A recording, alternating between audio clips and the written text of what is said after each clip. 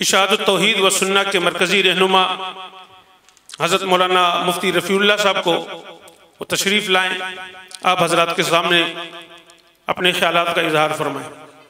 नहमदुहु व नुसल्ली अला रसूलिहिल करीम, अम्मा बाद। अऊज़ु बिल्लाहि मिनश शैतानिर रजीम, बिस्मिल्लाहिर रहमानिर रहीम। फ़इन आमनु बिमिस्लि मा आमनतुम बिही फ़क़द इह्तदौ। मुअज़्ज़ज़ उलमाए किराम,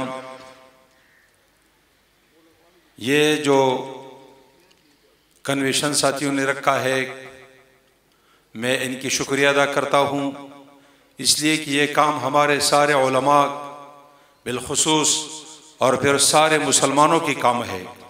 दिफा सहाबा, अगर सहाबाई किराम के हम दिफा न करें और अहले बैत की दिफा न करें तो फिर हमारे इल्म की क्या फ़ायदा है।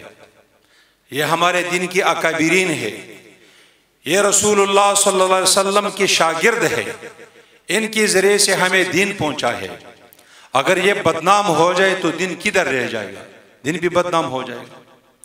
ये बिल जो पास हुआ है ये बहुत बड़ा काम है और जिन साथियों ने ये कोशिश किया है अल्लाह उनको जज़ाए खैर दे। और सीनेट से मंजूर कराना ये हम सब की जिम्मेदारी है। अगर वहाँ जाना पड़े तो हम वहाँ जाने के लिए भी तैयार हैं।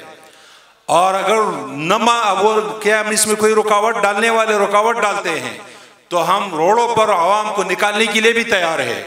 और हम इसमें अपने हर जान और माल की हर किस्म की कुर्बानी के लिए तैयार है। बाकी ज़्यादा बातों की ज़रूरत नहीं है, जिस वक्त जो भी ज़रूरत हो हम हाजिर है, वहाँ अपने साथियों के, जमात के साथियों की भी और आवाम की भी इंशाअल्लाह ताला। पहले भी साथियों को पता है कि इस बात पर हमने कितना बड़ा रैली निकाला था, अभी भी हम हाजिर हैं। जितना बड़े रैली इंशाअल्लाह हम उसकी निकालने के लिए तैयार है, अपने खून देने के लिए भी तैयार है। व आखिर दावाना अनिल हम्दुलिल्लाह।